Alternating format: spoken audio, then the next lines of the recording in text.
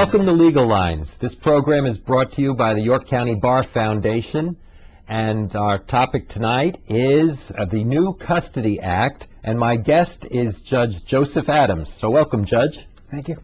And tonight we're going to be talking about the fact that Pennsylvania just adopted a new custody law, and that child custody law, as I understand it, goes into effect on January 22nd. That's correct, for any action that's commenced after January 22nd. So if an action started before that date, even if the trial is after January 22nd, it gets tried under the old law. That's correct. That's correct. Now, there are some changes, significant changes as I see it, to the new law.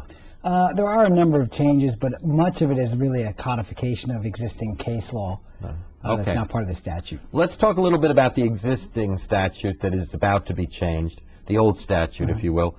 The old statute, as I understand it, has very little in it with respect to what a court is to look at when awarding custody of a child. That's correct. Most of it was generated from case law, which interpreted the statute.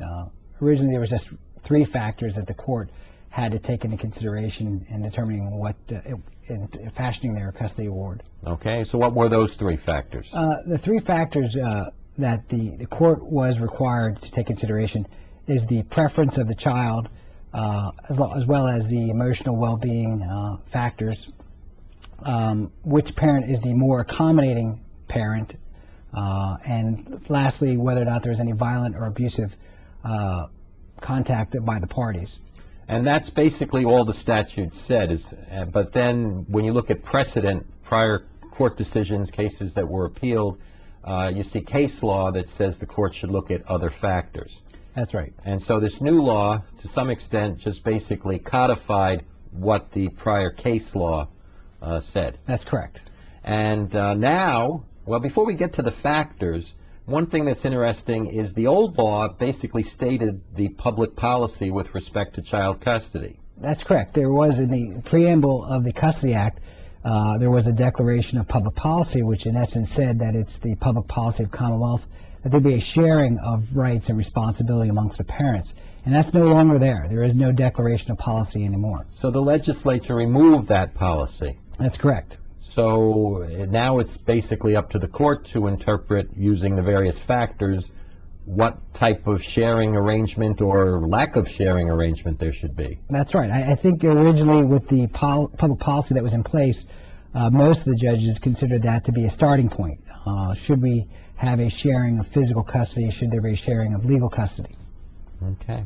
Now, I understand the new law has 16 factors. That's correct. And since it's brand new, you haven't memorized them yet, so you brought the list to look at. I did. Unfortunately, like I said, it is a codification of existing case law, but there are 16 factors, the last of which is really a catch-all, any other factor that the court deems to be appropriate. All right. So what type of, if there are 2 parents who are disputing the custody arrangement for their children, what factors are important that the court must now look at according to the statute? Okay, well, first off, I think the important thing to remember is that under the statute, weighted consideration is to be given to those factors which involve abuse regarding the child. So those factors are considered more important than the other factors.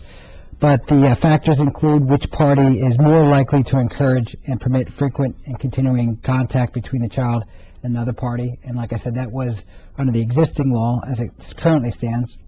The second is the present and past abuse committed by a party or member of the party's household, whether there is a continued risk of harm to the child or an abused party, and which party can better provide adequate physical safeguards and supervision of the child. The third factor is the parental duties performed by each party on behalf of the child. The fourth is the need for stability and continuity in the child's education, family life, and community life. The fifth factor is the availability of extended family. The sixth is the child's sibling relationships. The seventh is the well-reasoned preference of the child based upon the child's maturity and judgment. Eighth is the attempts of a parent to turn the child against the other parent, except in cases of domestic violence where reasonable safety measures are necessary to protect the child from harm. The ninth is which party is more likely to maintain a loving, stable, consistent and nurturing relationship with the child adequate for the child's emotional needs? The 10th is which party is more likely to attend to the daily physical, emotional, developmental, educational, and special needs of the child?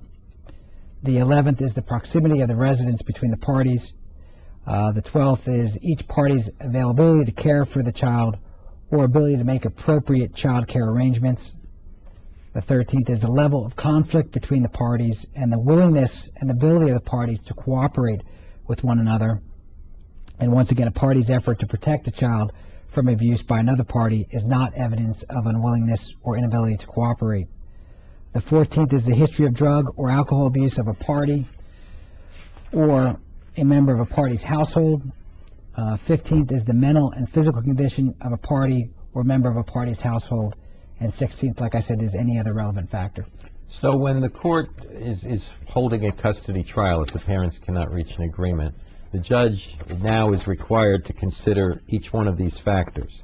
That's correct. And then it's in the discretion of the judge to decide what to do with those factors. That's right. As a practical matter, that's not much different than before, because the case law pretty much said to look at most of those factors. Am I correct? That's right. None of those factors are really new. They all were involved in previous cases that came down from the appellate courts that required us to take that into consideration. One of the new things that the new law has is that the court is required to put in an opinion form those factors that it considered, whereas under the existing law, we weren't required to state what factors we thought were important. So before deciding the case, or when you decide the case, you have to tell the people, we considered each of these factors, and this is my reasoning as the judge as to why I'm making the order that these parties should follow. That's correct. Okay, now one of the factors, and I know everyone asks lawyers this question, what age can the child give his or her preference? Yeah. And that's one of the factors that's still under the law. Yeah. Like I said, it's still in there, and the court is required. It's the well-reasoned decision-making based upon the maturity of the child. There is no age in Pennsylvania in which a child gets to decide which parent they're going to live with. Obviously, that's one of many factors. The well-reasoned opinion of the child is a factor. It doesn't really list maturity anymore. It's just the factor that the child has come up with in terms of why they believe they should be living with a particular parent. Okay, but when you look at the well-reasoned opinion of the child, the preference of a child, there'd certainly be more weight given to like a 16-year-old than a 5-year-old. Yeah, yes. Obviously, a 16-year-old is probably better able to articulate the reasons why they want to stay with a parent, whereas a 5-year-old may not be able to do that. But even if you have a 16-year-old who has a strong preference, there might be other factors that might outweigh that, such as the level of conflict between the parents, the home environment, or some of those other factors you mentioned. Yeah, that's correct. I mean, sometimes you will have a 16-year-old who will want to live with a parent who lets them get away with a lot of stuff, and so why wouldn't the child want to live exactly. there? Right? Yeah, they're going to want to live with a parent where they can get away with things, and so obviously the court has to be cognizant of that, and if they find that, of course, we're not going to permit a child to be with a parent who lets them get away with things. One of the other things I noticed about the factors is some of these factors aren't just limited to the parties to the case. It applies to other people within the household. That's correct. The court is required to look at the household members. Under the old statute, the only thing that we really were required to look at in terms of household members was past abusive conduct. But now all those factors really involve the whole family. So if a parent is remarried, the new spouse, the conduct of the new spouse might become far more relevant now than under the old law. Yes. Or sometimes it's not a spouse, and sometimes it's even a parent might move in with the grandparents for a while and be seeking custody, and then the conduct of the grandparents would be a factor. That's correct. And I also know that the new law now has a list of crimes that if a parent had been convicted of certain crimes, that the court cannot just award custody without going through some extra steps. That's right. Can you explain that? Under the old law, there was a recent change that required the court to take into consideration convictions of one of the parties. Now, it's not only a conviction of one of the parties, but one of the household members. Where you have a situation where that arises, the court is required to appoint an evaluator to determine whether or not that parent or that party poses a risk of harm to the child. So before we can actually enter an order, we have to be satisfied through an evaluator that party does not pose a risk of harm to the child. Okay, so under the old law, there was a similar provision. I know it's been greatly expanded, and under the old law, most of the crimes that were listed, number one, the crimes only applied to the parent. Yes. Okay, but the crimes that were listed were typically acts of violence. Yeah. Or abuse. Convictions. Yeah. Yes. Of violent crimes. I mean, for example, under the old law, a DUI, a driving under the influence, was not listed. That's right. But it is listed under the new law. There are a number of new offenses that have been added to that list, including DUIs, violations of protection from abuse orders, aggravated assault, endangering charges. There are a number that have been added. So let's say that there was a parent who is now 30, and when he was 22, was convicted of a DUI. Does that matter?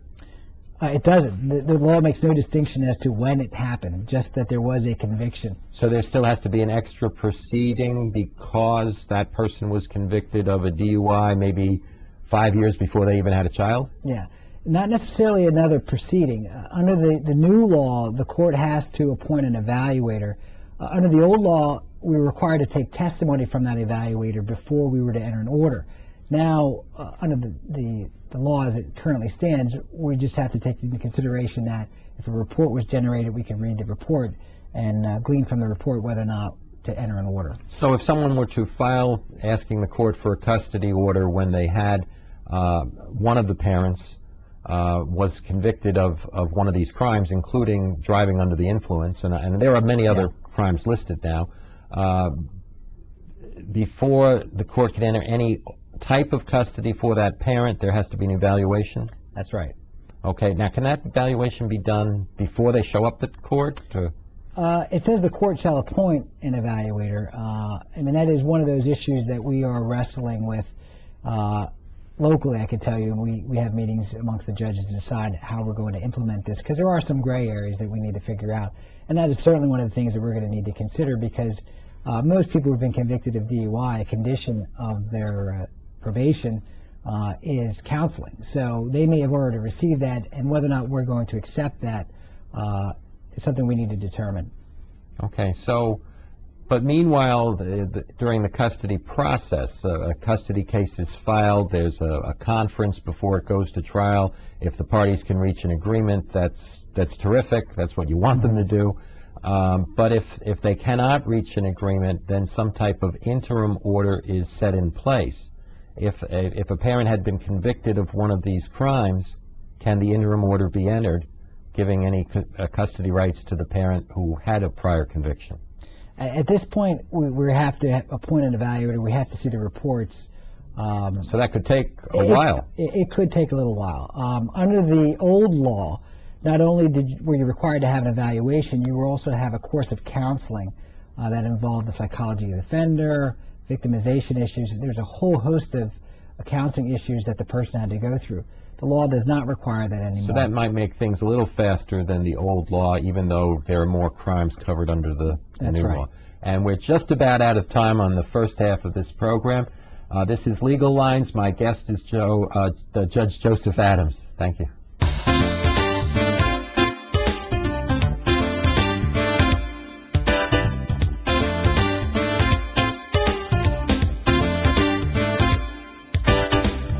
Welcome back to Legal Lines. Our topic this program is the new child custody law that was just put into place in Pennsylvania.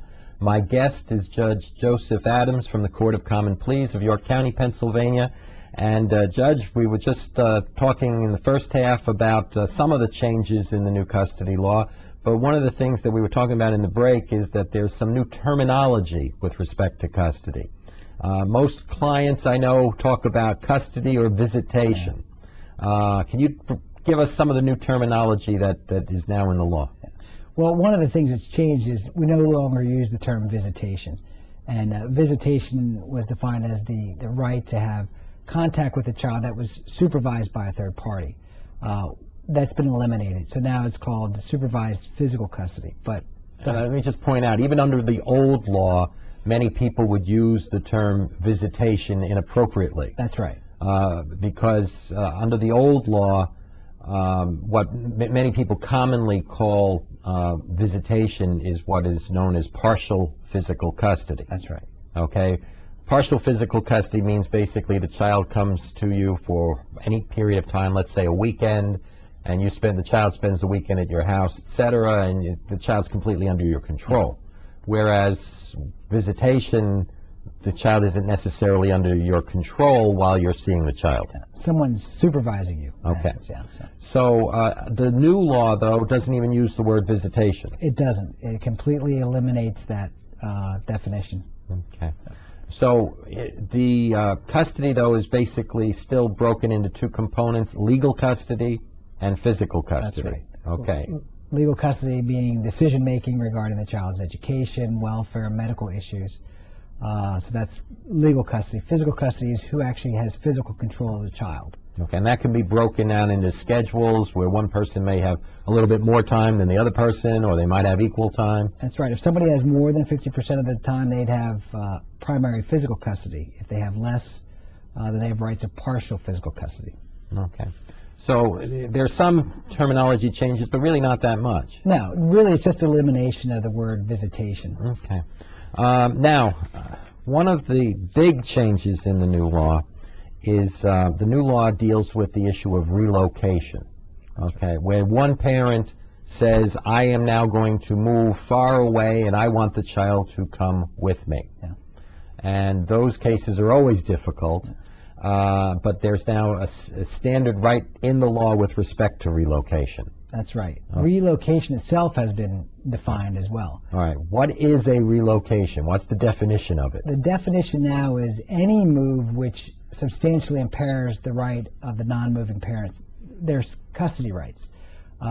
Before, the case law was you had to, in essence, move out of county. Once you moved out of county, that was considered a relocation case, and the court had to apply what were called the Gruber factors.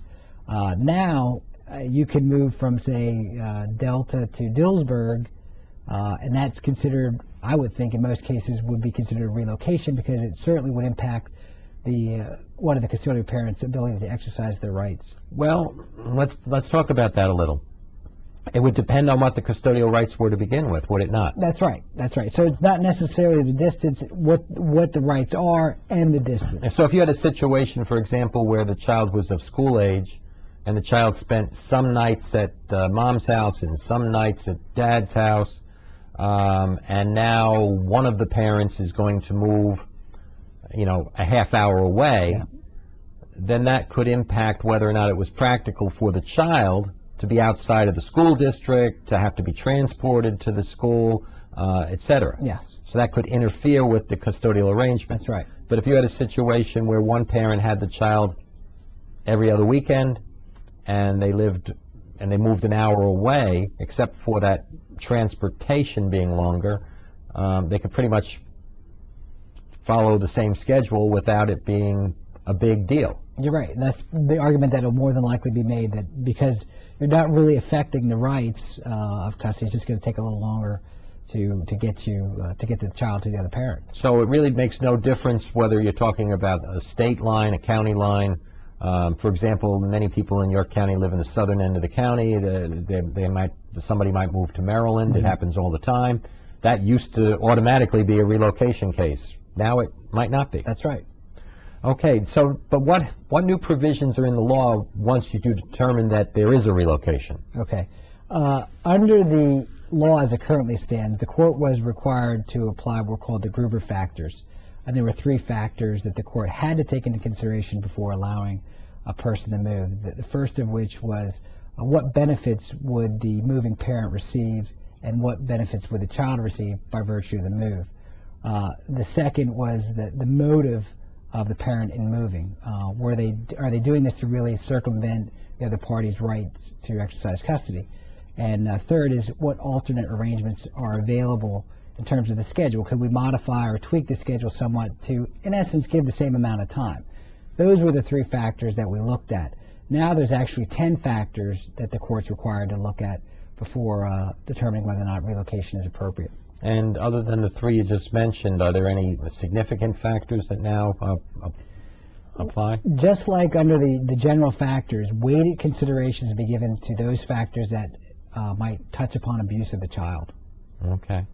Aside from that, is there a preference by the law now that the child not relocate and that the parent who remains in the same location has a better chance of prevailing? Is that part of the law? There is no presumptions at all, although the burden is on the party who's seeking the move to prove that most of the factors are to the benefit of the child. So if you're the one who's moving, you're going to have the burden to demonstrate these factors. Okay, and it's not just whether the move is beneficial to the child, but there has to be a good reason. That's right. For the move.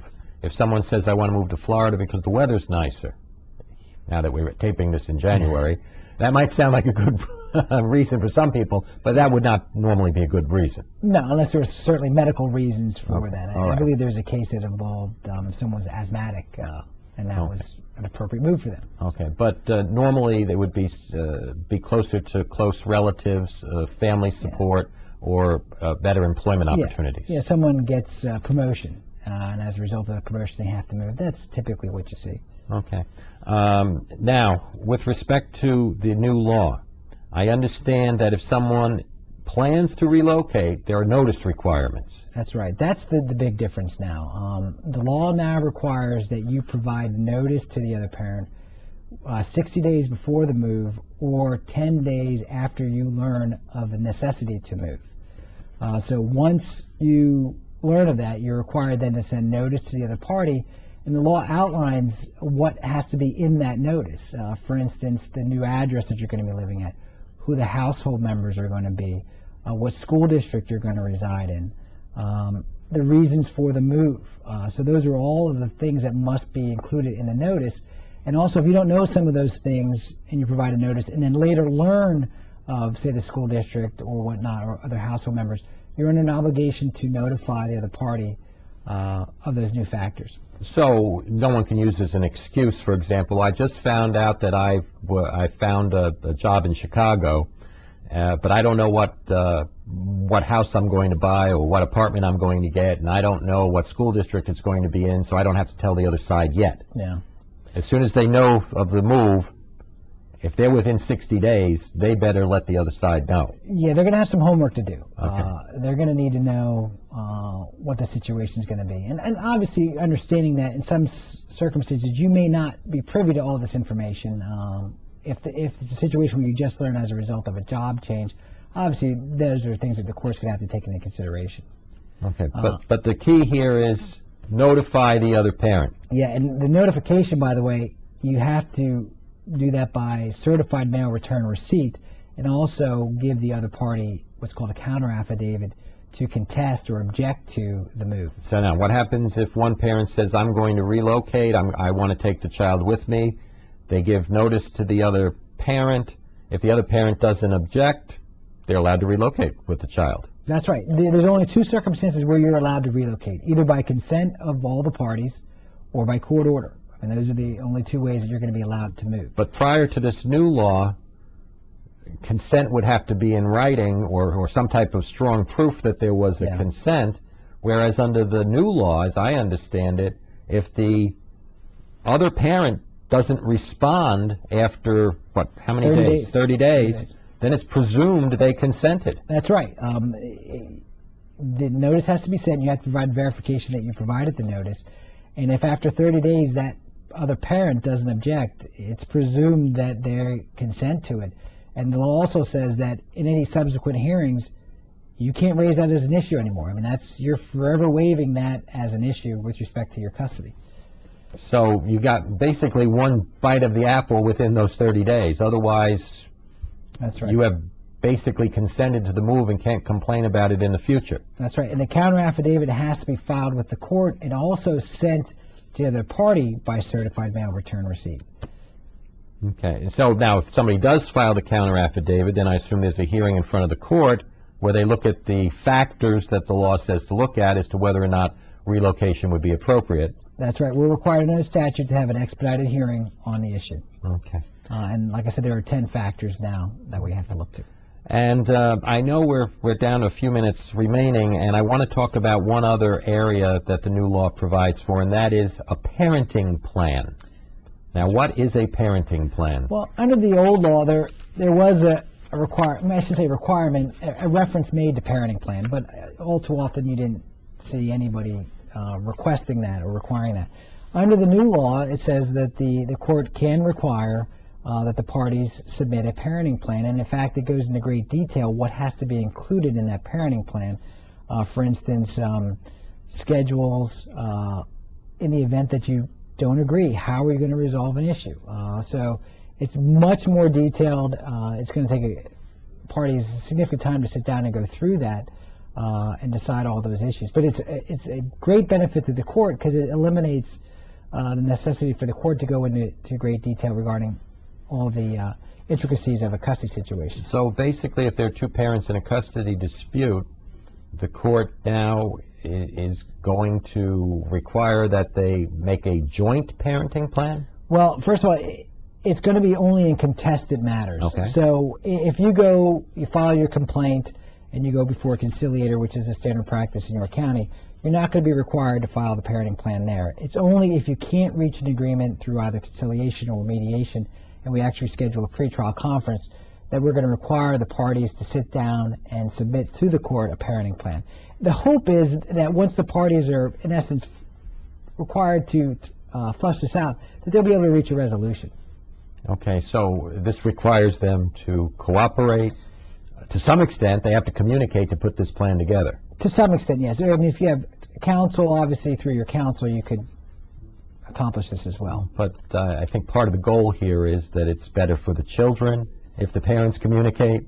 It's always better for So this is a way involved. to force the parents to communicate and come up with some plan that would be better for the children. That's right. Obviously, if there's domestic violence issues, there's not going to be a requirement to but I'm going to have to cut you short right there because we're almost out of time.